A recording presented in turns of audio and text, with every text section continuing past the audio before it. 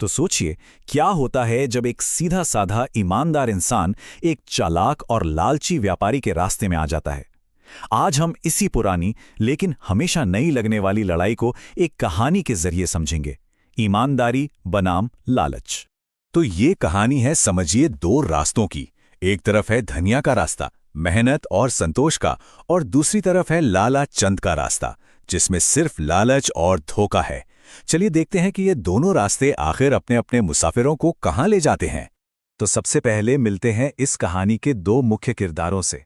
देखते हैं कौन है ये लोग और इनकी दुनिया एक दूसरे से कितनी अलग है। पहले है धनिया, एक गरीब किसान, पर अपनी मेहनत और ईमानदारी पर उसे पूरा भरोसा है। उसके लिए असली दौलत पैसा नहीं, बल्कि वो सुकून है जो मेहनत की रोटी खाने से मिलता है। और फिर दूसरी तरफ है लाला चंद सेठ। वो बहुत अमीर हैं, बहुत चालाक हैं, और उसका एक ही मानना है, इस दुनिया में सिर्फ ताकत और मुनाफा ही चलता है। मतलब ईमानदारी विमानदारी ये सब उनके लिए फालतू की बातें थीं। अब देखिए, जब दो इतनी अलग सोच वाली दुनियाएं टकराएंगी तो चिंगारी तो उठेगी ही। और यहां इस टकराव को और भड़काया लाला चंद की जलन की आग ने। हुआ ये कि गांव वालों को धनिया की उगाई सब्जियां ज्यादा अच्छी लगने लगीं। भाई, उनमें मेहनत की मिठास जो थी। और जैसे जैसे धनिया की इज्जत बढ़ने लगी, लाला चंद का धंधा चौपट होने लगा, और बस उसकी नफरत की कोई सीमा नहीं रही। तो अब लाला चंद ने एक प्लान बनाया। मतलब धनिया को पूरी तरह से खत्म करने के लिए एक डबल गेम खेला। पहला, उसकी रोजी रोटी छीनो, और दूसरा, उसकी इज्जत मिट्टी में मिला दो। और ये साजिश इतनी सफाई से की गई कि किसी को कानो कान खबर तक नहीं हुई। रातों रात धनिया की पूरी दुनिया ही उलट-पुलट हो गई। बेचारा किसान और पूरा गांव उसके खिलाफ खड़ा था। धनिया चिल्लाता रहा, अपनी बेगुनाही की कस्में खाता रहा, लेकिन उसकी किसी ने एक न सुनी।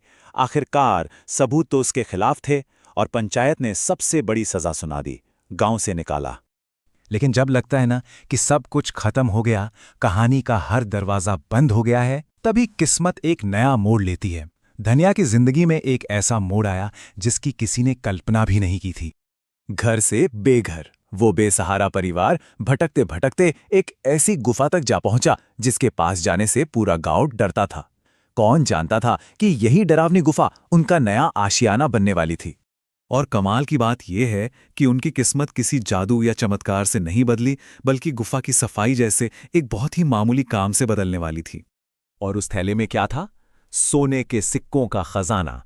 शायद ये कोई चमत्कार नहीं, बल्कि उनकी ईमानदारी और सब्र का ही फल था जो ऊपर वाले ने उन्हें दिया था। कहते हैं ना, खबरों के पंख होते हैं। धनिया के इस नई किस्मत की बात उड़ते उड़ते लाला चंद के कानों तक भी जा पहुंची। और बस फिर क्या था, उसका सोया हुआ लालच एक बार फिर से जाग उठा। उसे लगा कि धनिया को तो बस थोड़ा बहुत ही मिला होगा, असली खजाना तो अभी भी उस गुफा में ही छिपा है। और इसी सोच के साथ वो अकेला ही उस गुफा की तरफ दौड़ पड़ा। और उसे सोने से भरा एक थैला मिल भी गया। लेकिन जैसे ही उसने वो थैला उठाया, उसका लालच उसी के लिए एक फंदा बन गया। वो गुफा की भूल भुलैया में ऐसा फंसा कि बाहर निकलने का कोई रास्ता ही नहीं मिला।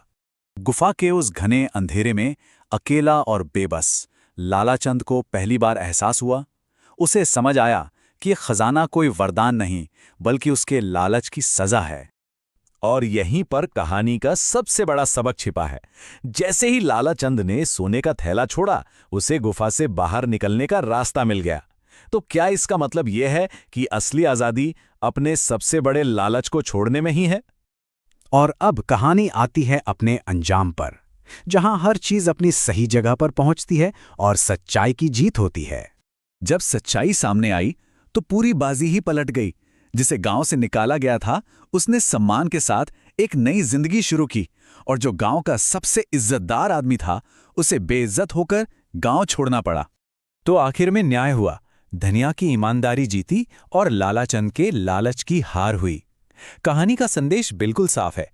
सच्चाई और मेहनत का रास्ता मुश्किल हो सकता है, लेकिन मंजिल हमेशा सही होती है।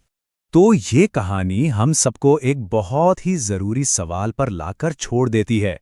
असली दौलत क्या है, सोना या संतोष? इसका जवाब शायद हम सभी को अपनी अपनी जिंदगी में खुद ही ढूंढना है।